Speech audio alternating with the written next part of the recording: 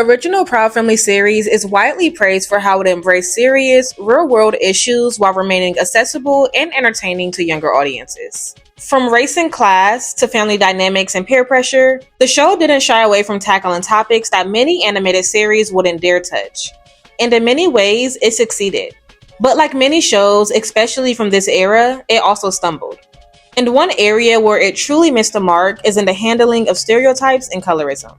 In this video, I want to take a closer look at how the Proud Family portrayed one of its main characters, Dijonay Jones, a dark-skinned black girl who's often written in a way that leaned heavily into damaging tropes. While this show tried to give its characters distinct personalities, Dijonay's depiction often crossed the line from funny to harmful.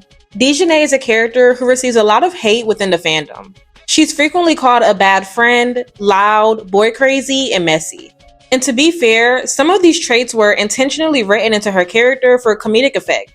I actually explored that angle more deeply in a previous video titled, "Is Dijonay Really a Bad Friend?" So if you're interested in unpacking the complexities of her friendships and behavior, I recommend checking that out. But this video is going in a different direction. Today, I want to focus on the broader implications of how Dijonay is written and visually depicted, especially as a dark-skinned girl in a show where lighter-skinned characters are often shown in a more positive and nuanced light. As a dark-skinned woman myself who grew up watching this show, I didn't have many characters who looked like me, who wore my features, or who represented my experience. And seeing Dijonay's character handled the way she was left a lasting impression. We're going to break down how colorism plays a role in Dijonay's characterization, how stereotypical writing reinforces negative perceptions of dark-skinned girls, and why it matters, especially in a show that's meant so much to many Black children. So let's talk about it. Before we dive into this video, it's important to lay a foundation by understanding two key concepts that will come up repeatedly: stereotypes and colorism. A stereotype is a specific belief or assumption about individuals based solely on their membership in the group, regardless of their individual personalities or experiences. For example, thinking women are more nurturing than men, or all Black people can dance. Both are stereotypes. Even when these assumptions appear positive, they don't accurately reflect the complexity or diversity within the group. Stereotypes are harmful because they strip people of their individuality, replacing nuance with generalized expectations. Over time, this leads to misperceptions, biased treatment, and long-lasting societal harm. On the other hand, colorism is a form of prejudice or discrimination against individuals with a darker skin tone, often by members of the same racial or ethnic group. A common example of this can be seen in media and society, where darker-skinned individuals, particularly women, are portrayed as less attractive or less desirable than their lighter-skinned peers. Colorism is dangerous because it creates a hierarchy based on skin tone, rewarding those with lighter skin while marginalizing those with darker skin. It impacts everything from self-esteem to job opportunities, family dynamics, and especially how people are portrayed in media. Colorism doesn't just reinforce racism, it reinforces inequality. In media, colorism manifests most obviously through how dark-skinned women are casted and characterized.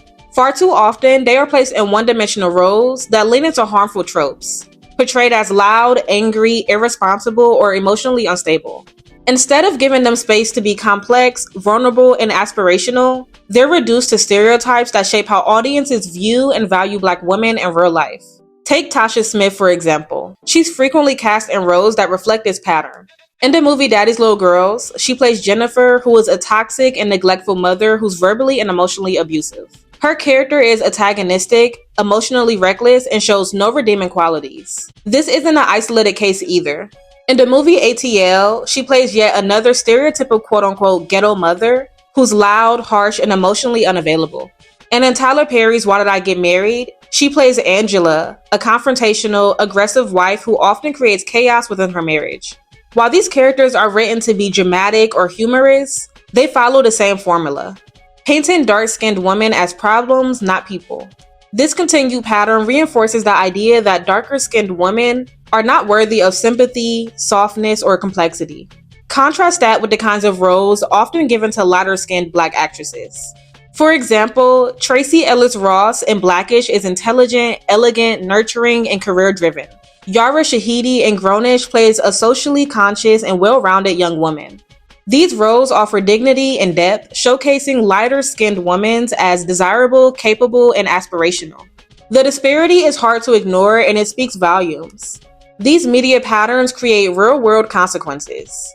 They teach audiences, especially young Black girls, that lighter skin is linked to beauty, success, and love, while darker skin is associated with anger, chaos, and dysfunction.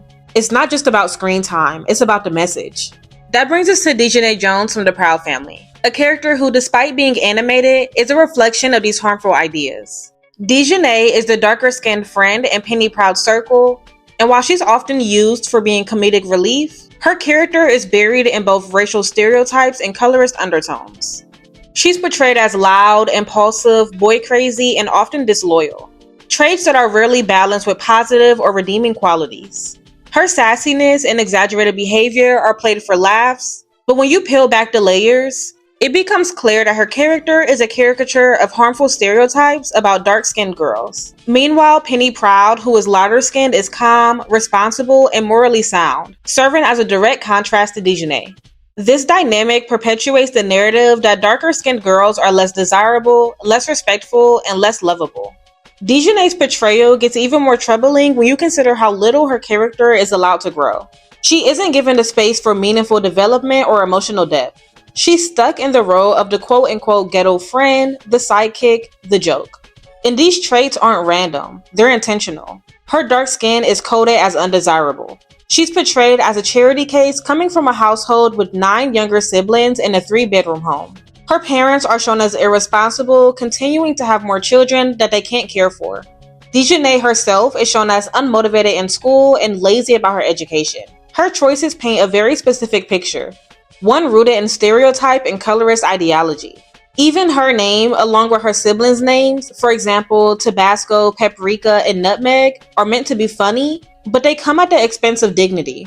The jokes rely on mocking Black names and traditions, implying that Black families give your children quote-unquote weird or ghetto names. But instead of honoring the creativity behind many real-life Black names, this show turns them into punchlines. These exaggerated names reduce Dijonay and her siblings to caricatures, stripping them of humanity and reinforcing the idea that Black culture is inherently humorous or odd. The show also places Dijonay in degrading and humiliating situations that highlight her supposed undesirability. She chases after Sticky, who constantly ignores or rejects her, and this becomes a reoccurring joke throughout the series. It isn't until the episode Surf and Turf that Dijonay starts dating someone new, Duke. Only when Duke expresses interest does Sticky suddenly show jealousy and try to pursue Dijonay. The implication here is that Dijonay's worth is only validated through someone else's desire. And worse, Sticky only finds her attractive once another man does. This kind of messaging is deeply harmful, especially for dark-skinned girls watching, who may internalize the belief that they're not beautiful or lovable unless someone else validates it first. Sadly, things didn't improve in the reboot, The Proud Family Louder and Prouder. If anything, they only made some of Dijonay's traits worse, further leaning into these stereotypes. One moment in particular that stands out is when her ponytail falls into her lunch, suggesting that it's a weave, once again poking fun at her appearance and playing into the idea that a dark-skinned girl couldn't possibly have long natural hair. This kind of unnecessary humiliation serves no purpose other than to devalue her character and further enforce some of those tired tropes. When we look at Dijonay as a whole, it becomes clear that she's more than just a silly animated character. She's a reflection of how media has long treated dark-skinned women as jokes, sidekicks, and problems. And that's why this situation is so important. Because Black women deserve to see themselves in characters who are loved, respected, and fully appreciated, not reduced to punchlines or punching bags. What makes it so important isn't just Dijonay, it's the pattern she represents. When the media keeps recycling the same narrow, negative portrayals of dark-skinned Black women, it sends a message that we are less worthy of love, care, and respect. That we can only exist in the background or as jokes or chaos. But representation shouldn't come with conditions. Dijonay could have been so much more than a stereotype she was written to be. With better writing, she could have stood tall as a layered, lovable, and fully human character. A character who may have made mistakes, but also grew, dreamed, and mattered. Instead, she was written as a warning, a cautionary tale of what not to be. Someone who is disloyal, undesirable, and untrustworthy. And that kind of messaging doesn't just stay on the screen, it follows people. It shapes how we're seen in the world and how we see ourselves. So when we critique characters like Dijonay, we're not nitpicking. We're pushing for better. For future stories that embrace all shades, all textures, and all tones of Black girlhood with the dignity they deserve.